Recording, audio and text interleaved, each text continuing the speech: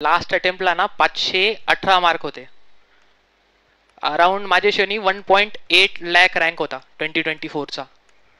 तर गव्हर्नमेंटसाठी सध्याला लागतोय 25,000 नीटमध्ये ऑल इंडिया रँक.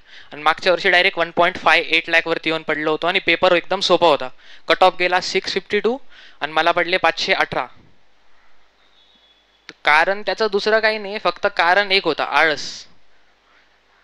आता नीटमध्ये कन्सिस्टन्सी सगळ्यात जास्त मॅटर करते. कन्सिस्टन्सी नसली तर काही होत नाही. आता समजा सरांकडे मी 11वीत सगळ्यात पहिले ॲडमिशनला आलतो तेव्हा स्कॉलरशिप एक्झाम दिली एक. तर त्याच्यातून 100% स्कॉलरशिप भेटली होती. त्याच्यामुळे एकदम फ्रीमध्ये शिक्षण झालं एका प्रकारे. तर पहिले जे 3-4 महिने होते, 3-4 मंथचा पिरियड, तर तिकडे माझ्या हिशोबाने एक तर पहिले पेस एकदम सो चालतो, बेसिक्स एकदम शिकवले जातात. तिकडे एकदम रेग्युलरली क्लासेस केले मी. रिलेटिव्हच्या घरी राहत होतो कारण की मी गावाकडचा मूळचा. तर पहिले 3 महिने तर एकदम कन्सिस्टंटली केलं आणि मग विचार केला की हॉस्टेलला राहू, इंडिपेंडंटली राहता येईल, अभ्यास चांगला करता येईल, क्राऊड पण चांगला भेटेल. पण हॉस्टेलला गेलो. अटेंडन्स माझी ह्या 3 महिन्यात आय गेस 96% होती. म्हणजे सगळे क्लासेस करत होतो. पुढच्या 2 महिन्यामध्ये अटेंडन्स डायरेक्ट 23% वरती येऊन पडली होती माझी. ओके. अटेंडन्स डायरेक्ट 96 पासून डायरेक्ट 23 वरती आलती माझी.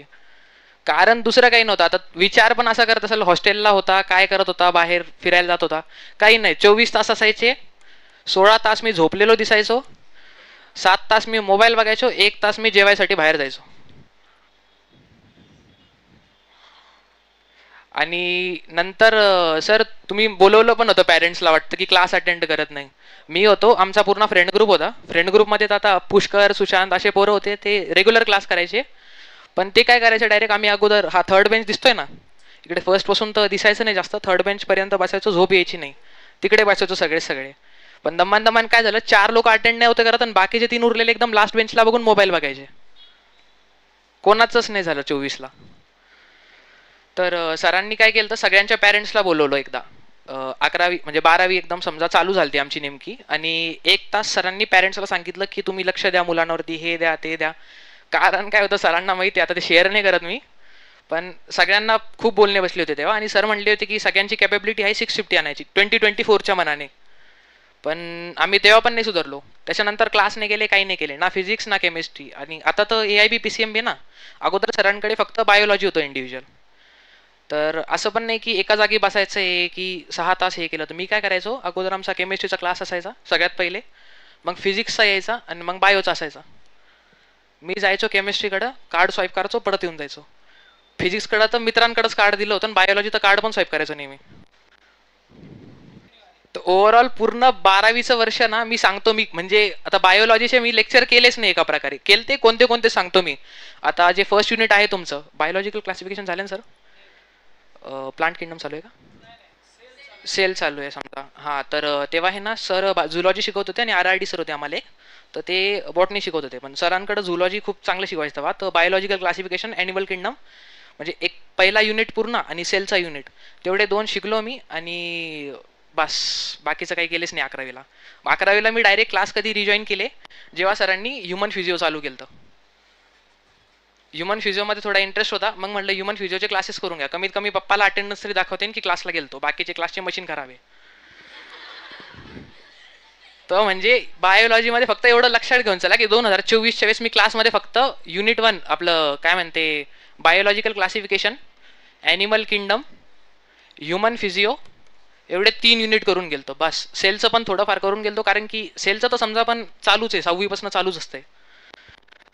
म्हणजे एका प्रकारे प्लांटचं पूर्ण, जो प्लांट फ्युजनचा पूर्ण युनिट आहे तो पूर्ण राहून गेला, चांगले वेटेज आहे त्याला.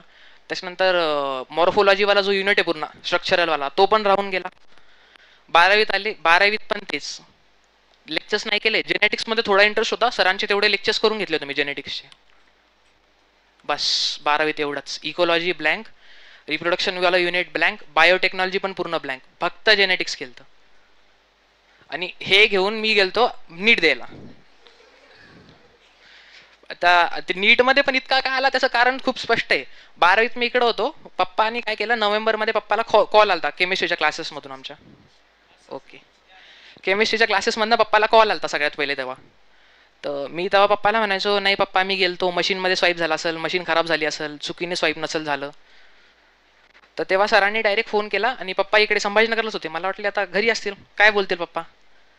पप्पा आले हॉस्टेलवरनं, मला उचललं, घेऊन गेले, सीसीटीव्ही दाखवायला लावला. 3 दिवसाचं फुटेज काढलं, 3 दिवसात कुठंच नाही दिसलो मी. तर मग पप्पाने काय डिसाईड केलं, आता हॉस्टेलचं, आता तुम्हाला हॉस्टेलला किती जण इकडं, बराच क्राऊड आहे समजा हॉस्टेलचा.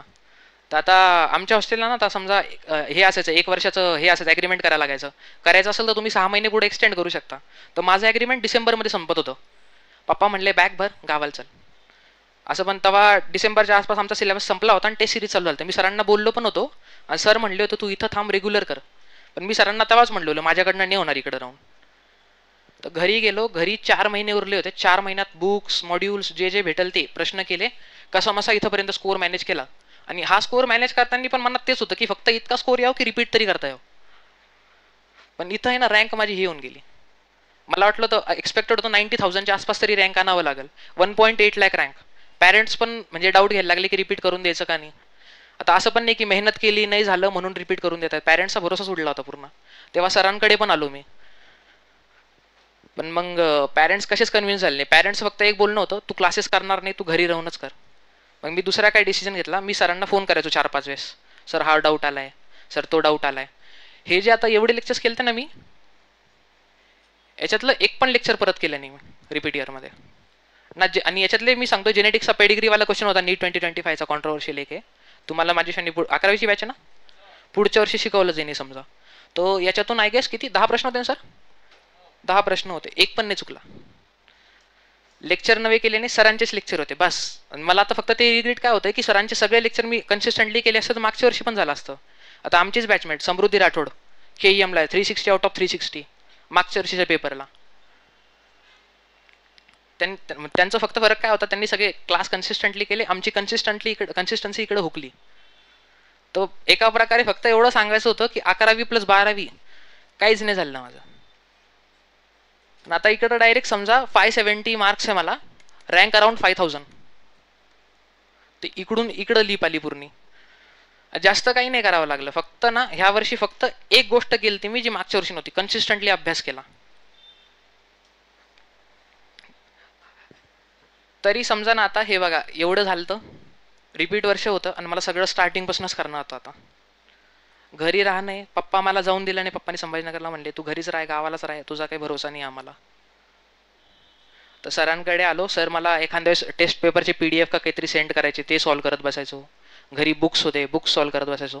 तर हे 2 वर्ष जे केलं ना मी, फक्त क्वेश्चन प्रॅक्टिस आणि नोट्स बनवले बस. हा जो पॉईंट आहे ना, माझ्या हिशोबाने हा सगळ्यात इम्पॉर्टंट होता ह्या वर्षी रिपीट वर्षात, नोट्स बनवणं. आणि नोट्स बनवणं म्हणजे असं नाही की एकदा नोट बनवले झालं. मी नोट्स बनवायचो, म्हणजे नोट्स माझे 3 प्रकारचे असायचे बघा. एक म्हणजे एकदम माझं, आता तुम्हाला हँडरायटिंगमध्ये दिसत असेल किती घाण आहे, तर ती नोट्सवरती मी प्रेझेंटेशन माझं खूप घाण होतं. मी आणले तर नाही, पण सरांना एखाद्या फोटो पाठवून तुम्हाला दाखवून देतील सर. पण नोट्समध्ये माझे डायग्राम पण असे, म्हणजे एकच पेनचा कलर एकच, ब्लू पेन किंवा ब्लॅक पेन, कलर बदलायचो नाही, काही नाही. डायग्राम त्यांनीच काढलेला, हे त्यांनीच काढलेलं. प्रेझेंटेशनकडे लक्ष दिलं नाही. एक नोट्स बनवले परमनंट नोट्स, जे रिवाइज करायला कामा येतील. एक बनवले शॉर्ट नोट्स, आणि तिसरे असायचे एक फ्लेक्झिबल नोट्स, जे म्हणजे मी दरवेळेस काहीतरी करत असलो ना, हे फ्लेक्झिबल नोट्स कधी पण चालूच असायचे. आता समजा तुम्ही काही, आता बायोलॉजी समजा आता तुम्ही शिकताय, NCERT वाचाल तुम्ही. NCERT आता NCERT आहे का कोणाकडे? 12ची आहे का? 12ची. फक्त मी एवढं म्हणतो, ही बुक बघसाल ना तुम्ही, इकडचा पूर्ण ब्लँक आहे, इकडचा पूर्ण पान ब्लँक आहे. हा पूर्ण पार्ट ना त्यासाठीच दिलं एका प्रकारे, की माझं तर म्हणणं आहे की हा पार्ट त्यासाठी दिलं की तुम्ही लिहून घ्या इकडे. जे हिडन लाईन्स आहे ना, NCERTने दिलेच त्यासाठी की लाईन्समध्ये असे म्हणजे शब्द इतके हिडन आहे की तुम्हाला सांगता पण येणार नाही. कोणता सेल चॅप्टर चालू आहे सर? कोणते झाले? हे सगळे झाले. एक आता समजा एक सांगा मला, फक्त स्टेटमेंट होती एका प्रश्नात बरं का. थिओडॉर स्क्वान एक जर्मन झुलॉजिस्ट होता, बरोबर आहे? बरोबर आहे? नाही, तो ब्रिटिश झुलॉजिस्ट होता. आणि ही आता NCERT मध्ये नवात. आणि एक सांगू का, नीटच्या 2 आठवड्या अगोदर ही म्हणजे इन्फॉर्मेशन चेंज केली यांनी NCERT मध्ये. मागच्या वर्षी वेगळी इन्फॉर्मेशन होती, म्हणजे याची नॅशनॅलिटी चुकवली होती NCERTने. ही नवी आहे ना, मागच्या वेळेस 2 हे देऊन टाकलं होतं त्यांनी वाटतं. आता दुसरं पण बघा आहे का.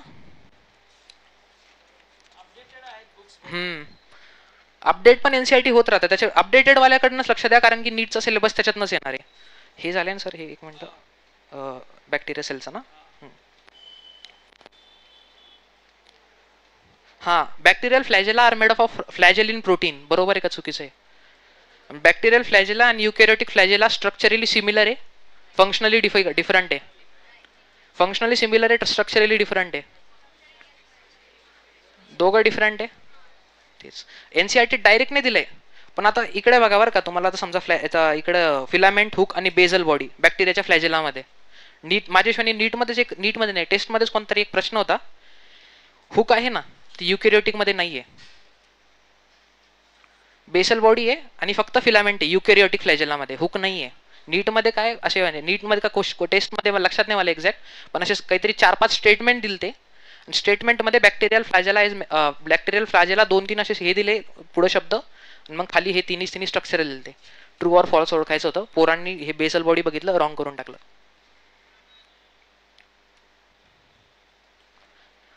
माझं म्हणायचं तात्पर्य एवढंच आहे, एनसीआरटी ना एवढी तुम्हाला पूर्ण ब्लँक दिलेली आहे की तुम्हालाच भरा लागणार तिकडे जे भरायचं आहे ते.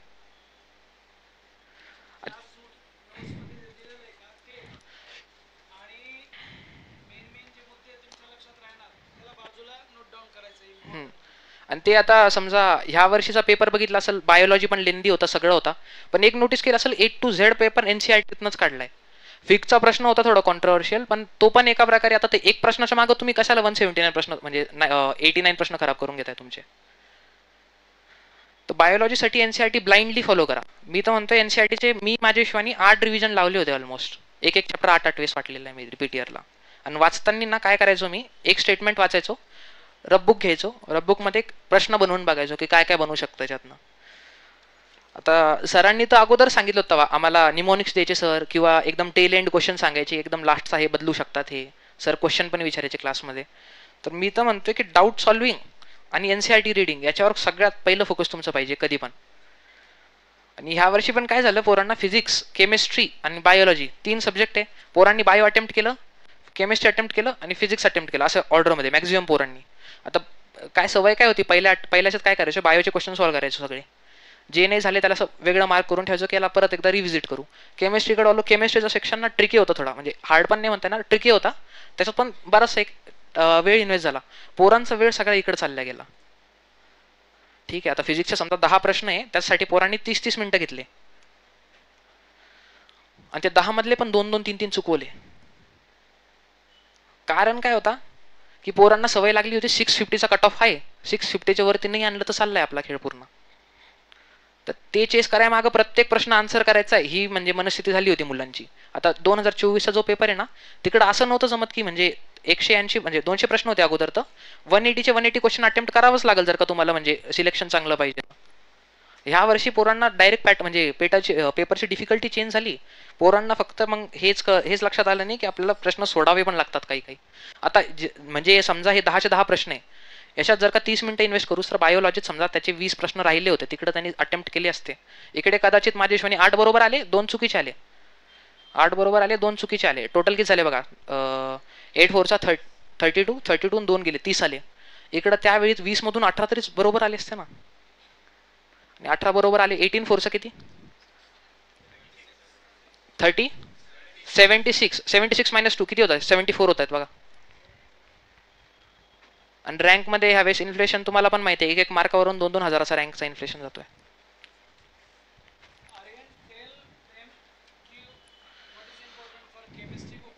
केमिस्ट्री, हां केमिस्ट्री ना, मी तर म्हणतोय केमिस्ट्री माझं ह्या वर्षी पण घाण गेलं. केमिस्ट्री सब्जेक्टच मला म्हणजे जमत नाही. केमिस्ट्री समजा फिजिकल केमिस्ट्री, ऑर्गॅनिक आहे, इनऑर्गॅनिक आहे. प्रॉब्लेम असा आहे केमिस्ट्री 3 वेगवेगळे सब्जेक्ट असं वाटतंय, तिघांसाठी वेगळा अप्रोच. फिजिकल केमिस्ट्री ना थोडं फिजिक्स रिसेंबल करतं, पण फिजिक्सपेक्षा थोडं सोपं पण आहे. तर बायोलॉजीचे स्टुडंट्स आहे, तर फिजिकल केमिस्ट्रीसाठी दुसरं काही नाही, न्यूमरिकल प्रॅक्टिस करावं लागेल, फक्त न्यूमरिकल प्रॅक्टिस. आणि मी एक बघितले पोरं काय करतात, शॉर्ट ट्रिक्स सगळ्या लर्न करून जातात. शॉर्ट ट्रिक्स म्हणजे असं बायोलॉजी तरी ठीक आहे, केमिस्ट्री आणि फिजिक्सचे फॉर्म्युले रटू नका तुम्ही, डेरिवेशन करून बघा, 4-5 वेळेस डिराईव्ह करून बघा. कारण की फिजिक्समध्ये फॉर्म्युले तुम्ही रटायला गेल तर 2100, 2000, 3000 असे फॉर्म्युले रटायला लागेल तुम्हाला. बेसिक फॉर्म्युले फिजिक्सचे फक्त 22च आहे, आणि मला लक्षात 30च फॉर्म्युले काहीतरी होते. एक सेकंड, पुढलची स्लाइड घेऊ एक्स्ट्राची. एक सेकंड. आता बरं का एक मिरर, आता एक क्वेश्चन असतो बरं का फिजिक्समध्ये, 10वीत तर आता झालंच असेल सगळ्यांना रे ऑप्टिक्स एकदा तरी. समजा आता हा एक फॉर्म्युला आहे बरं का, 1/f is equal to 1/v plus 1/u, right. हां, आणि व्हीचा फॉर्म्युला कोणी सांगू शकतं का, व्ही काढायचं यू आणि एफ दिलंय तर? नाही, कोणाला ल नाही का, पाठ आहे, पाठ आहे का कोणाला, सांग. U F upon you minus F. मला नाही लक्षात आहे, आता पण लक्षात नाही. फिजिक्समध्ये 130 आहे मला सध्याला यावर्षी, मला नाही लक्षात आहे फॉर्म्युले. मला बस एवढं लक्षात आहे. याच्यावरून 3 फॉर्म्युले आणखी नाही. यूचा एक फॉर्म्युला येतो, एफचा एक एफचा तर इकडचं समजा, पण व्हीचा यूचा मॅग्निफिकेशनचा एक वेगळा येईल, मॅग्निफिकेशन मधून काढता येतोय. 2च फॉर्म्युले ते हे आणि M is equal to minus V by U. आता कधी कधी मॅग्निफिकेशन आणि यू दिलेलं असतं, पोरं काय करते त्याचा पण फॉर्म्युला लक्षात ठेवून घेते. टोटल माझ्या शोनी 8 फॉर्म्युले बनतील याच्यावरनं एकाच याने. तुम्हाला लक्षात ठेवायचे होते फक्त 2, त्याच्यावरून आन्सर येऊ शकतो. थोडा आन्सर लंब जाईल, पण पोरांनी काय केलं सगळं लक्षात ठेवलं. आता एक सांगा, आता हे समजा मिरर आणि लेन्सच्या फॉर्म्युल्यामध्ये फरक काय माहिती आहे का, U F by U minus F. आणि दुसरीकडं फॉर्म्युला काय, V is equal to U F by U plus F. करा लक्षात कोण काय कशाचं आहे. माझ्या शनी यावर्षी पोरांचा हाच अप्रोच चुकला की त्यांनी सगळे फॉर्म्युले म्हणजे रटून गेले. ते क्वेश्चन प्रॅक्टिस केली पण कशी की व्ही काढायचे, यू टाका एफ टाका, यू टाका एफ टाका, असं शॉर्ट ट्रिक्स मध्ये सगळं चाललं गेलं. म्हणजे शॉर्ट ट्रिक्स ठीक आहे, टाइम पण वाचवतात, पण तुम्ही म्हणजे ना इकडे जास्त लक्ष द्या, बेसिक्सकडं, फॉर्म्युलाकडं, क्वेश्चन सॉल्व्हिंगकडं. दुसरं आता होणार नंतर होईल समजा, पण कसा प्रश्न आहे फक्त सांगून येतो मी बेसिक कसं आहे. असं एक सर्कल आहे समजा, ते त्यांनी काय दिलेलं असं अगोदर एक ऑब्जेक्टची अशी स्पीड दिली जायची एक तिथंपर्यंत. ते विचारायचे की इथंची मिनिमम स्पीड काय, की इथं जाऊन ऑब्जेक्ट थांबायला पाहिजे. जशी दोरीने बांधलेला आहे ऑब्जेक्ट, एक म्हणजे खाली बांधलेला आहे एक दगड, त्याला असं फिरवला तसं वरती जाऊन दोरी एकदम ते ऑब्जेक्ट एकदम असं एकदम सेंट्रल पॉईंटवर जाऊन एकदम फ्रीली फॉल करेल, किंवा असं फुल एक सर्कल करेल, पण वरती जाऊन टेन्शन 0 होऊन जाईल, असं कॅल्क्युलेट करायला सांगितलं होतं. प्रश्न काय विचारलेले होते, इथंपर्यंतचं काय, इथंपर्यंतचं काय. मुलांनी फॉर्म्युले रटलेले होते, याचं काहीतरी रूट 5 व्ही एफ का काहीतरी असं काहीतरी होतं, मला लक्षात नाही, मी डिराईव्हच करत होतो कधी पण. इथलचं लक्षात केलं, इथलचं लक्षात केलं आणि इथलचं लक्षात केलं मुलांनी, जर का इथं येऊन ऑब्जेक्ट थांबत असेल तर. नीटमध्ये प्रश्न काय आला, हे थीटा अँगल आहे, सांगा आता ह्या अँगलला जाऊन दोरी म्हणजे सुटून जाते. हे लक्षात आहे, हे लक्षात आहे, हे लक्षात आहे, आणि इथं थीटा दिलाय. आता ऑप्शन्स पण कसे, V sine theta by 1 plus sine square theta असं काहीतरी ऑप्शन्स दिले होते. डेरिवेशन काढायचं होतं, जमलं नाही पोरांना. दुसरा एक प्रश्न फिजिक्सचा आता बरं का, तोच याचा होता आमच्या सरफेस टेन्शनचा. नीटमध्ये कधीच विचारलं गेलेलं नाही, कोणी शिकवलेला पण नाही, कोणीच नाही शिकवला होता. त्या प्रश्नासाठी तो प्रश्न दिलेला कशासाठी माहिती आहे का, तो प्रश्न सोडून द्यायचा होता पूर्ण, तो प्रश्न अटेम्प्टच नव्हता करायचा. सर सेट 45 माझा होता ना, त्यात पहिलाच क्वेश्चन होता फिजिक्सचा, तो दिलाच त्यासाठी होता की तो क्वेश्चन अटेम्प्टच करायचा नाही तुम्हाला. सगळे काय करायला लागतात ब्लाइंडली, म्हणजे असा तुम्ही सगळं फॉर्म्युला रिकॉल करायला लागतात, हे येतं का नाही येतं, प्रश्न सॉल्व्ह केलेला आहे का नाही अगोदर, तिकडे टाइमपास होतो. फिजिक्ससाठी मी एकच रेकमेंडेशन देऊ, रटू नका फिजिक्स रटण्यासारखा विषयच नाही आहे. फिजिक्सचे म्हणजे बेसिक फॉर्म्युले लक्षात करून घ्या, बाकीचे फॉर्म्युला डिराईव्ह करायला वेळेस, आणि क्वेश्चन प्रॅक्टिस करा. केमिस्ट्रीचं तर आता केमिस्ट्रीसाठी आता ऑर्गॅनिक, इनऑर्गॅनिक आणि फिजिकल केमिस्ट्री तिघांसाठी पण विचित्र वेगळे अप्रोच आता सगळे.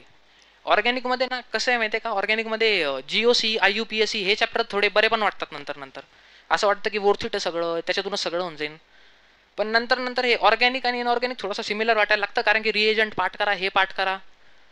पोरं काय करतात, मेकॅनिझम ऑर्गॅनिकमध्ये इग्नोर करतात, पूर्ण मेकॅनिझम रिॲक्शन मेकॅनिझम इग्नोर करतात. आता तुम्ही जनरल ऑर्गॅनिक केमिस्ट्री वाचाल ना, तर तिकडं शिकवलं जातं चांगले, सगळे इफेक्ट शिकवले जातात, सगळं शिकवलं जातात, रेझोनन्स हे सगळं तिथंपर्यंत लक्षात ठेवतात. आणि जेव्हा रिॲक्शन चालू होतात, हायड्रोकार्बन्स, हॅलोअल्केन्स, हॅलोएरिन्स असे चॅप्टर जेव्हा चालू होतात, तेव्हा पोरांना मेकॅनिझम्स लक्षातच करत नाही. त्यांना काय वाटतं चॅप्टरमध्ये कशाला टाइमपास करायचा आहे, थोडक्यात आपण हे करून घेणं. ऑर्गॅनिक इतका विचित्र पण काय माहिती आहे का, हॅलोअल्केन हॅलोएरिन बरं का, समजा आय गेस त्याला 10 लेक्चर्स तरी लागतात बरं का. आणि एक सेकंड ना, हे बघा 20010001 काय माहिती आहे का, नीटमध्ये आलेले प्रश्न याच्यातले एका वर्षी 2 प्रश्न आलते, दुसऱ्याला 0, तिसऱ्याला 0, इथं 1, 0 0 0 1 0 1 1. 10 लेक्चर करायचे याचे आणि एवढेच प्रश्न येतात बस. ऑर्गॅनिक त्याच्यामुळे फ्रस्ट्रेटिंग पण आहे, कारण की म्हणजे तुम्हाला सिलेबस खूप मोठा करायचा आहे आणि क्वेश्चन्स त्याच्यातनं कधी कधी येत पण नाही. आता ज्या ॲस्पिरंट्सनी ह्या 3 वर्षात पेपर दिला विचार करा, तिथं म्हणजे एकदा पण क्वेश्चन आला नाही हॅलो एल्किन्स मधनं. दुसरीकडेच अल्डिहाइड किटोन्स आणि कार्बोक्झिलिक ऍसिड याच्यातनं दरवर्षी 3 किंवा 4 प्रश्न येतच राहतात. यावर्षी पण जास्त चालते. पण ह्या चॅप्टरचं काय माहितीये का, प्रत्येक याच्यात आहे ना असे अल्डिहाइडचा एक, किटोनचा एक आणि कार्बोक्झिलिक ऍसिडचा एक, असे 3 पार्ट आहे चॅप्टरचे. ऑर्गॅनिक ना वास्ट आहे, त्यासाठी तुम्हाला रिॲक्शन मेकॅनिझमच करायला लागणार आहे, GOC जनरल ऑर्गॅनिक केमिस्ट्री. यातले रिॲक्शन मेकॅनिझम ते सगळं तुम्हाला परफेक्ट करावं लागणार आहे. त्याच्यानंतर तुम्ही म्हणजे डायरेक्ट रिॲक्शन पार्ट नका करू, 30 रिॲक्शन असतील कुठं कुठं पार्ट करत बसाल तुम्ही. फ्री रॅडिकल मेकॅनिझम काय, हे मेकॅनिझम काय, ते सगळं तुम्हाला शिकवलं जाईल. तुम्ही ते समजून घ्या, कारण की ना हे तुम्ही पाठ करून जासाल. पण ह्या वर्षी पण एक प्रश्न होता नीटमध्ये, सायनाइड बद्दल दिला होता आणि ग्रिग्नाट रिएजंटच्या एक्सेस बद्दल विचारलं होतं पोरांना. पोरांनी काय केलं, पोरांना सवय काय होती की ग्रिग्नाट रिएजंट दिलं तर C डबल बॉन्ड O बनतोय आणि आणखीन त्याच्यात ग्रिग्नाट रिएजंट टाकलंय तर COH बनतोय, आणखीन रिएजंट टाकलं तर RH बनतंय बरं का. हे सगळं आहे असं, पण आन्सर तिथं दिलं तर त्यांनी प्रश्नामध्ये एक्सेस ग्रिग्नाट रिएजंट. आन्सर काय असेल तुमच्या अंदाजे? एक्सेस ग्रिग्नाट रिएजंट दिलं तर आन्सर काय पाहिजे, इथून कुठंपर्यंत थांबायला पाहिजे होतं? अरे नाही नाही, मी फक्त सांगतोय ग्रिग्नाट रिएजंट टाकलं हे बनतं, आणखीन टाकलं हे बनतं, आणखीन टाकलं हे बनतं. तुमच्या मनाने त्यांनी दिलं एक्झाम मध्ये, आम्हाला एक्सेस टाकलंय आम्ही, म्हणजे शिल्लकचं टाकलंय खूप. तर तुमच्या अंदाजे काय बनायला पाहिजे, हे बनायला पाहिजे ना आन्सर होतं हे. कोचिंगचे पण चुकले होते प्रश्न, कारण काय होतं NCERT दिलतं, हे एक्झॅक्ट रिएक्शन NCERT दिलता. तर नीट मध्ये ना ऑर्गॅनिक केमिस्ट्री पूर्णच्या पूर्ण ना NCERT जितकी रिएक्शन तेच रिलेव्हंट आहे सगळे. आता ना समजा अल्किन्स हे ना चॅप्टर्स खूप इंटर रिलेटेड आहे बघा. तुम्ही पहिले 3 चॅप्टर करसाल, चौथा चॅप्टर तुमचा 90% झालेला असेल अगोदरच. ऑर्गॅनिक मध्ये ना एकच म्हणजे असं इंडिव्हिज्युअल ऑर्गॅनिक करताच येत नाही. ऑर्गॅनिक तुम्ही करताय ना तर दुसऱ्या चॅप्टरशी पण सोबतच तुम्हाला फॉलोअप ठेवायला लागते. ऑर्गॅनिकसाठी तुम्ही फक्त एक सांगा, क्वेश्चन प्रॅक्टिस करा, रिॲक्शन प्रॅक्टिस करा आणि रिॲक्शन एकदा म्हणजे डोळ्या खालून काढून घेत जा. तुम्हाला ऑर्गॅनिकमध्ये फक्त पार्ट करणे रिएजंट आणि मेकॅनिझम, हे 2 झाले तर ऑर्गॅनिकचे प्रश्न तर माझ्या हिशोबाने चुकणं शक्यच नाही कशाच कोणत्याच अँगलने. दुसरा येतो फिजिकल केमिस्ट्री. आता माझा तर फेवरेट विषय होता एका प्रकारे, जास्त म्हणजे याच्यात ना क्वेश्चन प्रॅक्टिस केली तर सगळंच बरोबर होत होतं. याच्यात एवढा अवघड नव्हता, काहीच नव्हता याच्यात. पण ते फिजिक्स सारखंच याच्यात डेरिव्हेशन करावे लागतात, कारण की न्यूमरिकल्स येतात. अर्धे क्वेश्चन न्यूमरिकलमध्ये येतात, अर्ध थिअरीमध्ये येते याच्यात. आणि न्यूमरिकल्स पण खूप सोप्या लेवलचे येतात. त्याच्यामुळे मी तर तुम्हाला एवढं सांगेन की यासाठी तुम्ही क्वेश्चन सॉल्व्ह करा, यासाठी दुसरा काही अप्रोच करू शकत नाही कोणी. तिसरं हे आता याला किती का कोणी समजून घ्या की अप्रोच करा, लक्षात करून घ्या, हे करून घ्या, रटाच लागणार याला. याचा दुसरा काही अप्रोच नाही याला, म्हणजे समजून पण घेता येईल तुम्हाला. पण ना तुम्ही म्हणजे आता फ्रेशर बॅच मध्ये सगळे ना, तुम्ही काय म्हणतोय निमॉनिक्स बनवून घ्यायचे सगळ्यात, जितक्या जास्त निमॉनिक्स होऊ शकते तितके जास्त निमॉनिक्स बनवून घ्या या विषयाचे. कारण की इथं ना NCERT मध्येच आता DNA ब्लॉक बघसाल ना तुम्ही, 4 पाने, 4 पानामध्ये समजा आता एक पान दिलंय, समजा तुम्हाला एक रूल दिलाय, त्याच्यावरती एक रूलचे 20 एक्सेप्शन्स खाली दिलेले असतात की हा एलिमेंट रूल फॉलो नाही करणार, तो एलिमेंट रूल फॉलो नाही करणार. इलेक्ट्रॉनिक कन्फिगरेशन पण शिकवतात ना, तेव्हा पण इलेक्ट्रॉनिक कन्फिगरेशन एकदम असं. केमिस्ट्रीचं कोणतं चॅप्टर चालू आहे, कोणतं? केमिकल बॉन्डिंग कुठेपर्यंत झालंय? आयोनिक काय काय चाललंय नेमकं सगळं? कोवॅलंटचं चालू नाही केलं ना, झाले कोवॅलंट झाले कम्प्लीट, कोवॅलंट झाले ना कम्प्लीट. हां, आता समजा केमिकल बॉन्डिंग चालू आहे, त्याच्यातून तर डायरेक्ट नाही सांगता येणार मला. पण इलेक्ट्रॉनिक कन्फिगरेशन तर सांगितलं असेल ना सरांनी, 1s 2s 3s. हां, तर एक सांगा मला, 3D आहे, 4s आहे, काय भरल्या जाईल पहिले? 4s भरल्या जाईल. इकडं समजा आणखीन एक 4f आहे. एक सांगा सगळ्यात पहिले कोण भरले जाईल, सगळ्यात लास्टला कोण भरले जाईल? ऑर्डर नका सांगू, सगळ्यात पहिले कोण, सगळ्यात लास्टला कोण? सगळ्यात लास्टला कोण? लास्टला 4s बरोबर आहे. आणि सगळ्यात पहिले चुकलं.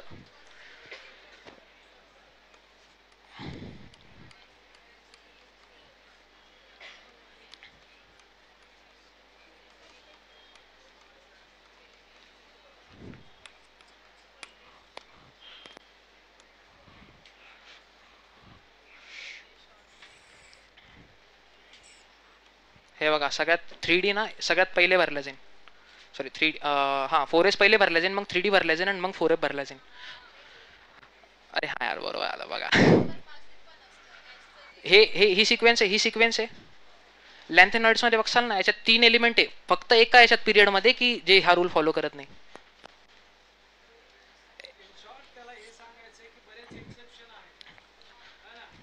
कन्फिगरेशन असे दिसायला भेटतील तुम्हाला कधी कधी. एस मध्ये 0, डी मध्ये 4 आणि सॉरी डी मध्ये 1, एफ मध्ये 3 किंवा एस मध्ये 1, डी मध्ये 0 आणि एफ मध्ये काहीतरी दिलेले.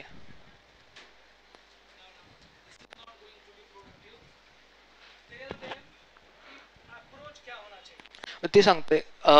तर मग हा ना तुम्ही अंडरस्टँडिंग करा, काही करा, पण याच्यात ना हा एक तिकडेच येतोय, तिकडेच येतोय. पण म्हणजे मला फक्त म्हणायचं तात्पर्य एवढंच आहे की इकडं ना सब्जेक्टमध्ये ना तुम्हाला असं तुम्ही समजायला असेल ना सब्जेक्ट हा समजायसारखी तुमच्या लेवलसाठी नाहीच आहे, आपल्या लेवलसाठी नाहीच आहे हा समजायसाठी. याच्यावर टाइमपास करूच तर ना तुम्ही बायोकडे वेळ द्या. 12 प्रश्न आहे त्याच्यातनं. सगळ्यात पहिली गोष्ट मी म्हणेन जितक्या गोष्टी समजू शकता तितक्या गोष्टी समजून घ्या आणि जितक्या गोष्टीचे निमॉनिक्स बनवता येतात ना ते सगळ्यात बेस्ट. त्यासाठी सगळ्यात बेस्ट अप्रोच फक्त एकच आहे. जास्त पण नाही, दिवसात 10 मिनिटं टेबल बनवायचे. माझ्याकडे समजा 12 टेबल्स बनवले होते, सगळे इनऑर्गॅनिक केमिस्ट्री त्याच समराईज होत होती माझी. 12 टेबल होते, 10 मिनिटं लागायचे डोळ्या खोलून फक्त काढायचो. असं पण नाही की एकदम डिटेलमध्ये वाचायचो. वर्षभर आहे ना तुम्ही डोळ्या खालून काढलं तर ऑलमोस्ट 300-350 तुमच्या डोळ्या खालून निघून जाते ती गोष्ट. तुम्हाला एक्झाम मध्ये लक्षात येईल. त्यासाठी दुसरा काही अप्रोच नाही. इनऑर्गॅनिक ना तुम्हाला दररोज सकाळी एकदा 10 मिनिटं वाचायचे, संध्याकाळी एकदा 10 मिनिटं वाचायचे. पहिले नाही होणार प्रश्न, इनऑर्गॅनिकचे प्रश्न चुकतील पण ना इनऑर्गॅनिक मध्ये ना याच्याशिवाय दुसरं काहीच ऑप्शन नाही आहे. फिजिकल केमिस्ट्री सोपं आहे, ऑर्गॅनिक केमिस्ट्री सोपं आहे. इनऑर्गॅनिक मध्ये 10 मिनिटं दररोज सकाळी, 10 मिनिटं दररोज रात्री रिवाइज केल्याशिवाय जमत नाही. असं पण नाही की आता समजा केमिकल बॉन्डिंग तर थोडा थेरॉटिकल प्रॅक्टिकल असं त्याला क्वेश्चन तुम्ही आरामशीर करू शकता, इतकं काही त्याच्यात लक्षात ठेवायची गरज नाही पडत. पण बाकीचे जे चॅप्टर आहे पी ब्लॉक, एस ब्लॉक तर डिलीट आहे, पी ब्लॉक, डी ब्लॉक, याच्यात ना तुम्हाला आहे ना दररोज असं नाही की समजा आता आज शिकवलाय तुम्ही एक आठवडा वाचाल, पुढच्या महिन्यात विचार कराल तो चॅप्टर झालाय आता त्याला नंतर करू, तसं नाही जमत. तो चॅप्टर केला ना, तो चॅप्टर वर्षभर तुम्हाला कंटिन्युअसली वाचावंच लागणार आहे. ओव्हरऑल तुम्ही फक्त हे सांगेन की हे जे आहे ना तिन्ही सब्जेक्टसाठी इतकं इम्पॉर्टंट आहे. इनऑर्गॅनिकसाठी दररोजच करण्याची गरज आहे. आणि बायोलॉजीसाठी सगळ्यात महत्वाची चूक काय होती माहिती आहे का, की बायोलॉजीमध्ये समजा एक चॅप्टर केलाय मी आज केलाय समजा, मी काय करतो आता सकाळी म्हणजे सरांचे आता लेक्चर केले, चॅप्टर कंप्लीट झालाय, चॅप्टर एकदा वाचून घेतलं एनसीईआरटी आणि 5 मिनिटात लगे क्वेश्चन सॉल्व्ह करायला बसून गेलो. नका करू तसं. चॅप्टर वाचा, चॅप्टर कंप्लीट झालाय ना 3-4 वेळेस रिवाइज करा आणि जेव्हा म्हणजे एक दिवसाचा गॅप घ्या, किंवा मी तर 3 दिवसाचा गॅप घ्यायचो. चॅप्टर समजा आज कंप्लीट केला, चौथ्या दिवशी 3 दिवसाच्या गॅप नंतर याचे प्रश्न सॉल्व्ह करायचो. का बरं, आता सॉल्व्ह केलं डोळ्यासमोर होतं, मला लगेच प्रश्न लक्षात येतील. 3 दिवस सोडून जर का मी नंतर केलं ना हे मला म्हणजे ऍक्टिव्ह रिकॉल पण करावं लागेल. असं नाही की डोळ्यासमोर बघितलं लगेच लक्षात येऊन गेलं एका दिवशी. इथं मी 1 दिवसापूर्वी जितकं वाचलंय 3 दिवसात नंतर तर बरंचसं मी विसरून जाईन त्याच्यातले. चौथ्या दिवशी मी क्वेश्चन सॉल्व्हिंग करेल. आणि क्वेश्चन सॉल्व्हिंग करताना पण ना तुम्ही काय करता, प्रश्न एखादा उघडला, प्रश्न समजा तुम्ही बघितला, आता समजा A option, B option, C option, C तुम्ही टिक केले, कन्फर्म नाही की सी आहे का नाही, लगे मागं बघसाल सीच आहे किंवा डीच आहे. डी का बरं आहे एक्सप्लेनेशन कडं. तसं नाही करायचं. टार्गेट ठेवायचं 50 प्रश्न समजा तुम्ही सॉल्व्ह केले, 50चे 50 सॉल्व्ह केले, तर मग जाऊन सोल्युशन बघायचे त्याचे. आन्सर की बघितले, जे चुकले त्याचे सोल्युशन बघायचे आणि एनसीईआरटीत बघायचं कुठल्या पानावर दिलंय का, कुठं दिलंय. एखादी मिस्टेक बुक पण बनवून ठेवा की कोणत्या टॉपिकमधनं सगळ्यात जास्त तुमचे प्रश्न चुकतायत, त्या टॉपिकचं जास्त रिव्हिजन करा. माझे ना समजा 4 रिव्हिजन झालते बघा पूर्ण याचे कोर्सचे. बायोलॉजी एनसीईआरटी मी बरं म्हणजे 8-8 वेळेस वाचलेली आहे. बाकीच्या सब्जेक्टचं सांगतोय, केमिस्ट्रीचं 4 वेळेस, फिजिक्सचं 3 वेळेस. रिव्हिजन इम्पॉर्टंट आहे, रिव्हिजन शिवाय काही राहणार नाही. कारण की सिलेबस खूप मोठा आहे, सिलेबस लक्षात ठेवणं आहे तुम्हाला. आणि तुम्ही 11वीत आहे ना आता, तुम्हाला 2 वर्ष तुम्ही रिलॅक्समध्ये आरामशीर सगळं लक्षात ठेवू शकता. आम्हाला डीपीटीआर मध्ये काय करावं लागतं माहिती आहे का, हे इररेलेव्हंट आहे, हे रेलेव्हंट आहे. आम्हाला म्हणजे असं तुम्हाला टॉपर बनवायसाठी अभ्यास करावा लागतोय, आम्हाला फक्त सिलेक्शनसाठीच करावं लागतं. आता तुम्हाला टाइम असतोय, आता तुम्हाला सगळे प्रश्न केले जाते, सगळं शिकवलं जातं. आम्हाला काय केलं जातंय की म्हणजे 4 टॉपिक आहे, एक टॉपिक मधला प्रश्न येतो का नाही येतो फिक्स नाही, 3च टॉपिक करून जातो असं आहे. रिपीट इयर मध्ये फक्त म्हणजे असे मोजके टॉपिक्स शिकवले जातात की ज्यांनी सिलेक्शन होता येईल. रिपीटर्स मधनं टॉपर येत नाही. आताचे पण टॉपर बघसाल ना फ्रेशरच आहे सगळे, टॉप 10 मध्ये बऱ्यापैकी फ्रेशरच आहे. नाही ऑल इंडियाचा. हां हां हां हां ओके ओके.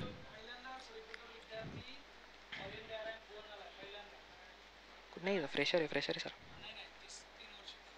17 वर्षाचा आहे तो. एज त्याची 17च आहे. 2008चा आहे तो. AIR 2 का 3 आहे. AIR 3 आहे, महाराष्ट्रातला नंबर 1. पण म्हणजे बऱ्यापैकी तुम्ही बघसाल ना, टॉपरमध्ये ना फ्रेशर्स खूप जास्त येतात आणि सिलेक्शन्स ना रिपीटर्सचं खूप जास्त होतं.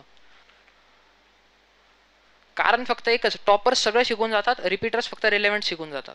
आता तुमच्यात म्हणजे पोटेन्शियल आहे सगळ्यात, ते विचार करा तुमच्यातलं म्हणजे असा 7-8 मुलं तर आरामशीर टॉपर म्हणून बॅच घेऊन जासाल. आता आमच्या इकडे पण किती फ्रेशर्समधनं किती लागले होते मागच्या वर्षी, बरेच जण लागले होते. आता आमच्याच म्हणजे आमच्याच बॅचमधले बरेच जण होते, इथं बसायचे तिथं बसायचे, मागं पण बसणारे होते 3-4, पण ते सगळे टॉपर्स होते. रिपीटर्स मधनं खूप सिलेक्शन दिसेल, टॉपर्स पण दिसतील तुम्हाला, पण फ्रेशर्स ना एक म्हणजे चांगला एक हे असते तुम्हाला, पहिलाच अटेम्प्ट आहे, 2 वर्ष भेटते प्रिपेअर करायला आणि टेन्शन नाही राहत. मेन म्हणजे रिपीट करायचं सगळ्यात जास्त टेन्शन काय होतं माहिती आहे का, सोसायटल प्रेशर, लोक काय म्हणते, फॅमिलीवाले काय म्हणते. पॅरेंट्सला तर मी कन्व्हिन्स केलं 2 महिन्यात, पण ते दिवस म्हणजे वर्षभर टोमने चाललेच ते की 1-2 वर्ष तर वाया घातले आमचे तू, आता घरातच बसलेला आहे असा, पण पोरांचे कॉलेज चालू झाले, याच्यानंतर पण परत रिपीट करायचं आहे का, ते टोमने तुम्हाला ऐकायला लागेल. किंवा मग तुमचे म्हणजे जे रिलेटिव्ह आहे ते तर जज करतील, ते तर म्हणजे दरवेळेसच करतात, पण ते जास्त जज करतील. तुम्हाला 1 वर्ष कुठं जाताच येत नाही, तुम्हाला 1 वर्ष कुठं जाता येत नाही, फिरता येत नाही. आणि ना एक सगळ्यात घाण गोष्ट काय माहिती का रिपीट इयरची, रिग्रेट, की तेव्हा केलं असतं आता नसतं झालं. मला आता पण वाटतं बरं का, कारण की माझे मित्र MBBS नाही झाले, पण 1 वर्ष त्यांनी खूप एन्जॉय केलं. माझं 1 वर्ष तिकडच गेलं, एका रूममध्ये बंद मी. संध्याकाळी मी आता समजा तो मित्र आहे ना माझा, कझिन आहे, मित्र आहे, त्याच्याशी मी 1 तास भेटायला जायचो, फक्त 1 तास दररोज. मी एक दिवशी काय आलं, आठवडाभर गेलो नाही, अभ्यास केले, म्हणजे माझं हे ना काय आलं, सिलेबस थोडं कमी झालं, तब्येत खराब होती, त्याच्यामुळे अभ्यास माझा झाला नाही. 1 आठवडा घरी बसलेलो आणि त्याच्यानंतर अभ्यास पण थोडा ठीकठाक केला मी. त्याच्यानंतर मी 1 तास बाहेर गेलो, पप्पा आले घरी. हे 1 तास मी बाहेर गेलो आणि त्यासाठी 3 तास लेक्चर बसलो होतं मला. 24 तासाचा दिवस, त्याच्यातनं मी करायचो 8 तास अभ्यास, त्याच्यातनं फक्त 1 तास मी बाहेर फिरायला गेलो, त्याचे 8 तास मला 3 तास बोलणे खावे लागले, ते पण रात्री 10 वाजता. मी रिपीट येत फक्त एवढं म्हणून, फ्रेशरमध्ये ना तुम्ही म्हणजे टाइमपास करू नका तुमचा. माझं तर म्हणजे कन्सिस्टन्सी मॅटर करते, हे तुम्हाला पहिल्यापासूनच सांगितलं, माझी ती आता तुम्ही ऐकलं असेल ना. आणि आता असं नका विचार करू की समजा तुमचे बॅकलॉग पडतील, काही पडतील ना, it's never too late to start. कारण की मी तर स्टार्ट डायरेक्ट म्हणजे नीट झाल्याच्या नंतर केली ती. माझी नीट 2024 एक मॉक टेस्ट होती, त्याच्यानंतर जाऊन स्कोर इम्प्रूव्ह झाला चांगला. पण माझं तुम्हाला फक्त एवढं म्हणणं आहे की 2 वर्ष मी 1 वर्षात केलं, तुम्ही 2 वर्षात खूप चांगलं करू शकता. रिपीटर बॅचमध्ये जाऊन ना, आता सरांना पण विचार, रिपीटर्स बॅचमध्ये जाऊन असं ज्ञान देता येत नाही, ते पोरं ऐकून घेत नाही, ते पोरं अगोदरच सॅड आहे, ते पोरांचं अगोदरच मन बनलेलं आहे, त्या पोरांमध्ये एक्साइटमेंट नसते एवढी. 2 वर्षे एक्साइटमेंट असते, तुमच्यात जिद्द पण असते, आणि फ्रेशर अटेम्प्टमध्ये निघला ना एक वेगळंच हे असते तुम्हाला. कॉलेजमध्ये पण सगळं ठीक असते. तसं तर मी फक्त एवढं म्हणणं आहे तुम्हाला, आता पण बॅकलॉग पडले ना, बॅकलॉग कव्हर करून घ्या. बॅकलॉग एकदा पडले तर 1 चॅप्टर कव्हर करायला 3 चॅप्टर मागं पडतात कधी कधी. सध्याला जसं टाइम टेबल चालू आहे, सर जे शिकवतायत, आज शिका, रिवाइज करा, चॅप्टर झाल्यावरती 3-4 दिवसांनी क्वेश्चन्स करा. क्वेश्चन प्रॅक्टिस ना आता दर महिन्याला आहे ना एक काम करायचा. मी तर काय करायचो, संडेला जे आहे ना, आठवडा म्हणजे 6 दिवस समजा अभ्यास केला, 7व्या दिवशी काय करायचो, संडेच्या दिवशी हे जे 6 दिवसात जेवढं होतं ना, एकदम मी म्हणजे रिवाइज करून बघायचो की 1 तास ह्या दिवसाचं, 1 तास त्या दिवसाचं, 1 तास त्या दिवसाचं. नंतर काय करायचो, जितके प्रश्न होते तितके प्रश्न मी म्हणजे डायरेक्ट मॅरेथॉनला बसायचो, पुस्तक घ्यायचो, जितके होईल तितके, उठायचोच नाही. माझे अराउंड म्हणजे हे 7व्या दिवशी अराउंड मी 4 म्हणजे 300 प्रश्न तरी करूनच घ्यायचो प्रॅक्टिसमध्ये, एका सिटिंगमध्ये. उठायचंच नाही, असं टार्गेट असायचं की 300 प्रश्न झाले नाही की उठायचंच नाही जागच्या जागी. आणि फ्रेशर अटेम्प्टमध्ये ना माझे म्हणजे दिवसाला जास्तीत जास्त म्हणजे ऑन अँड ॲव्हरेज 10 क्वेश्चन पण नसेल करत मी, ते पण काय करत होतो, होमवर्क दिलेला असायचा म्हणून.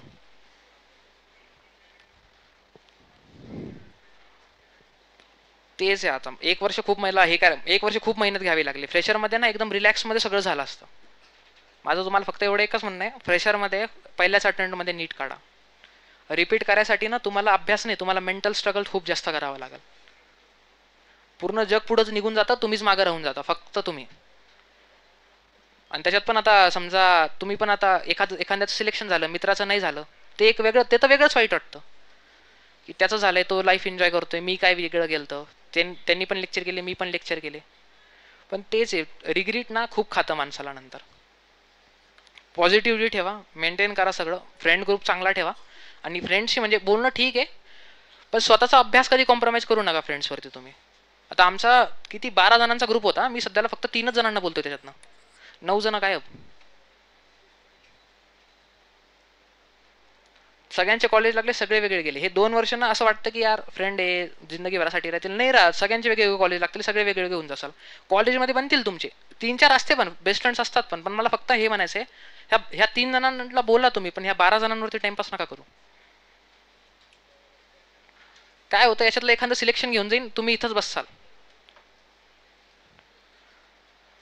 फक्त मी तेवढंच म्हणतो, रिवाइज करा, फर्स्ट अटेम्प्ट मध्येच काढा तुम्ही.